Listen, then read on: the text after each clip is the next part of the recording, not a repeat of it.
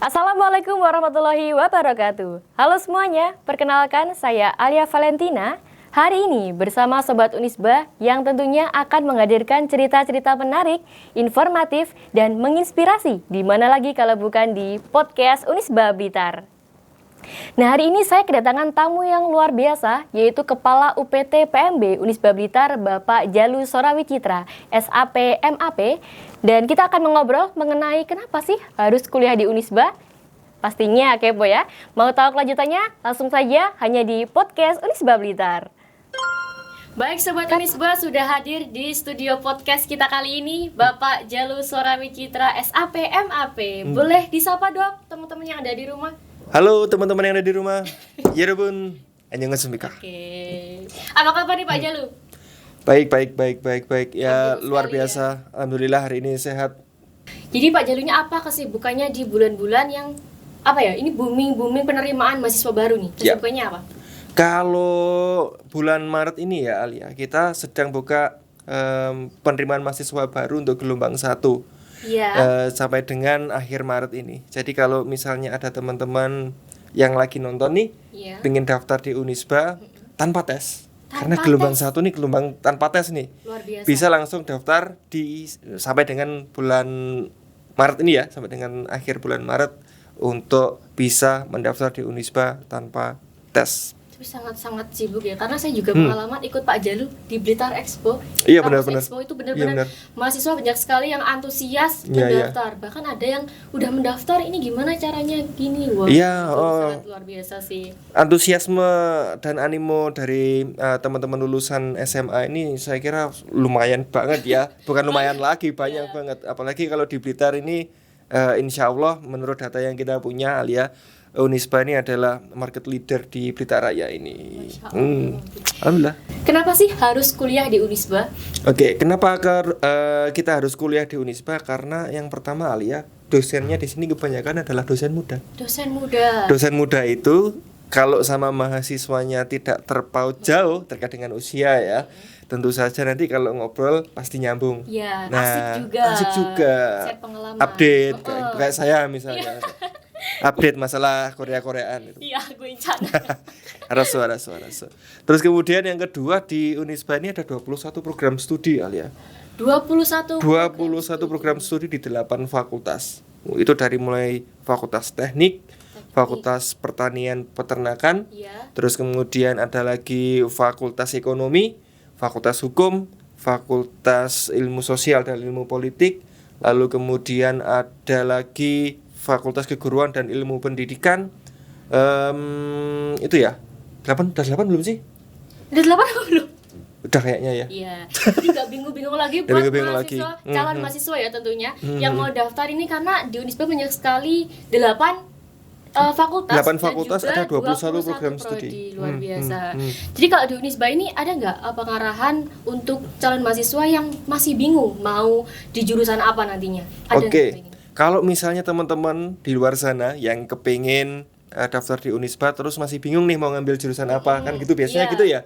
Anak-anak SMA itu kalau ditanya mau kuliah, mau ambil jurusan apa? Masih pikir-pikir dulu. Jangan kayak gitu. Soalnya nanti kuliah itu menentukan kalian akan kerja di mana. Biasanya gitu. Akan kerja di bidang apa? Biasanya kayak gitu.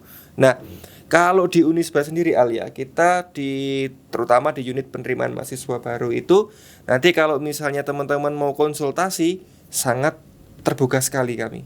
Monggo silahkan datang ke kampus, kemudian datang ke unit penerimaan mahasiswa baru, nanti di sana kan ada teman-teman yang siap melayani. Toh kalaupun misalnya teman-teman di UPT PMB ini kemudian masih bingung gitu ya, mau ngambil jurusan apa nih pendaftarnya, kita juga punya fasilitas yang namanya bimbingan konseling mahasiswa. Bimbingan konseling mahasiswa ini tidak hanya seperti namanya untuk mahasiswa bukan, tapi juga untuk pendaftar mahasiswa baru juga. Jadi kalau misalnya namanya orang psikologi psikologi kan pasti bisa membaca nih. Kira-kira anak ini anunya di mana sih? Potensinya dia di mana sih kayak gitu. Nah, itu kita punya fasilitas itu. Nah, monggo bagi teman-teman yang kepingin ini berkonsultasi masalah jurusan gitu ya, mengambil apa untuk di Unisba bisa ke UPTPMB. Tapi seumpama biasanya ada calon mahasiswa itu yang seumpama SMA atau SMK-nya itu jurusannya nggak sesuai sama yang diinginkan waktu kuliah itu apa ya istilahnya lintas jurusan. Itu masih bisa ya sebenarnya kalau dia benar-benar ada niat. Oh bisa banget. Kalau bicara masalah lintas jurusan ya, sebenarnya kalau orang mau belajar itu kan awalnya dari suka dulu kan Alia. Suka dulu kemudian nanti belajarnya pasti akan sungguh-sungguh kan gitu. Orang belajar itu kalau misalnya tidak suka ya akhirnya terpaksa. Terus nggak betah akhirnya. Terus nggak betah. Bisa out. Bisa out. Nah kalau misalnya di Unisba ini lintas jurusan, misalnya nih SMA-nya ngambil SMK aja ya. SMK misalnya jurusan TKR tuh. Teknik kendaraan ringan itu kan, ngurusi mobil biasanya kan mereka. Lalu kemudian kepengen ngambil hukum, it's okay, nggak masalah, kita bisa kok tetap seperti itu, lintas jurusan kayak gitu. Baik.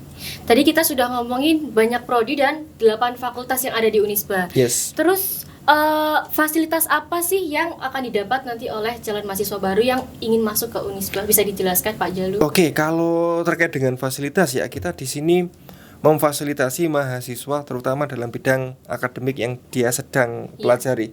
Misalnya ini aja studio podcast nih. Nah, hal-hal seperti ini nantinya juga pasti akan merambah ke prodi-prodi yang lain. Insya Allah universitas juga akan membangun fasilitas pembelajaran bagi prodi-prodi lain yang ada di Unisba. Akan diratakan semuanya.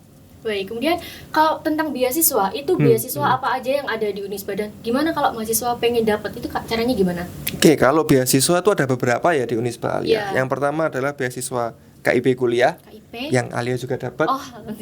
Terus kemudian ada beasiswa pondok pesantren, kemudian ada lagi beasiswa Hafiz Quran. Nah, kalau beasiswa KIP kuliah ini adalah beasiswa dari pemerintah Alia.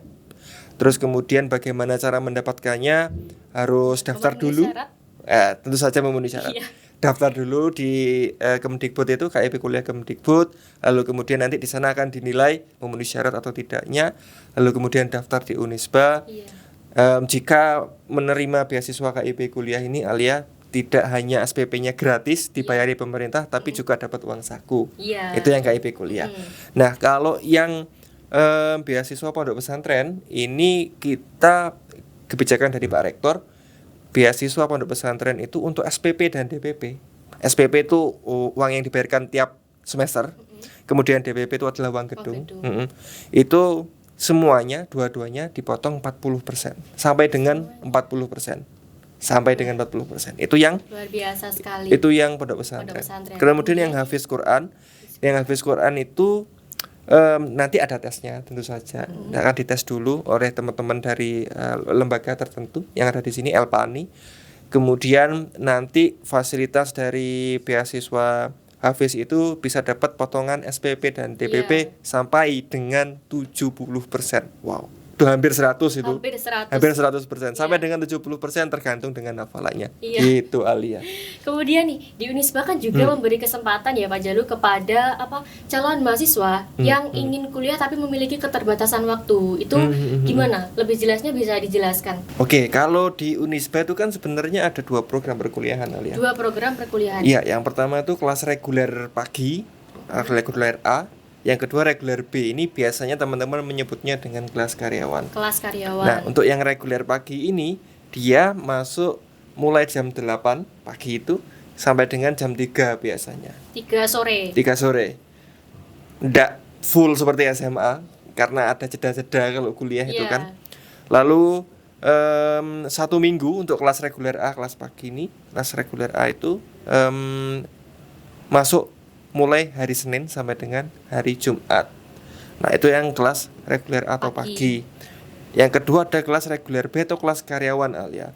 Yang kelas karyawan ini dia masuk mulai jam 6:30 malam biasanya itu ya. 6:30 malam sampai dengan maksimal jam 9 malam. Nah, untuk yang kelas karyawan ini masuknya tidak 5 hari seperti yang reguler tadi, yang reguler pagi, tapi kelas karyawan ini masuknya 3 kali dalam seminggu. Nah, jangan khawatir teman-teman yang misalnya mau ngambil kelas karyawan, ini materinya sama saja seperti yang reguler. cuman dimampatkan saja, dimampatkan materinya seperti itu.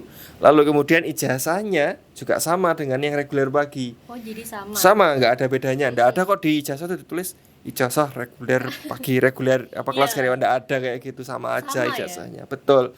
Jadi nggak perlu ada kekhawatiran seperti itu. Tapi di kampus kita itu sangat beda dengan kampus lain karena the real entrepreneur loh kita ya Pak Jalu. Iya, betul.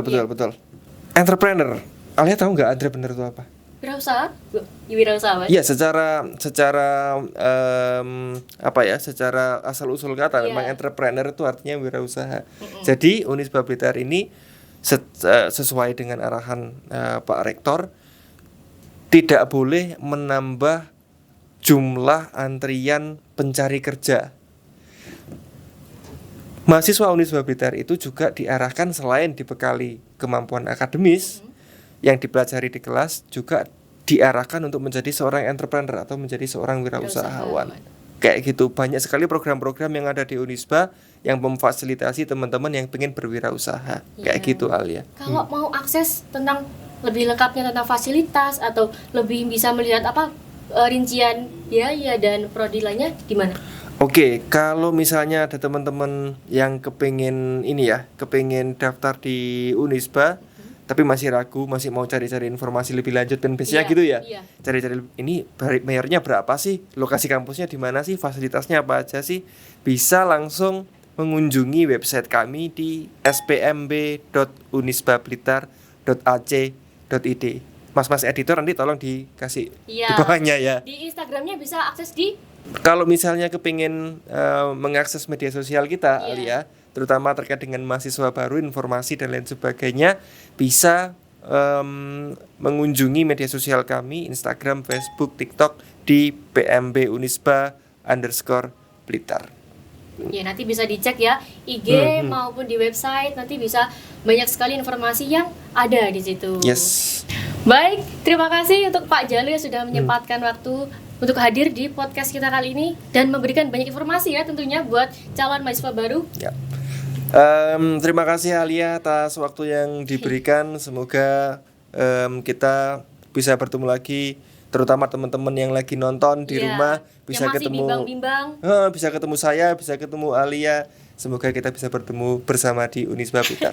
Ya, jadi khususnya buat calon mahasiswa baru ya, segera dipersiapkan matang-matang karena waktu berjalan begitu cepat dan segera tentukan masa depanmu. Tunggu apa lagi? Segera daftar, ayo kuliah di Unisba Blitar. Terima kasih. Gue mau aja sih. Opa.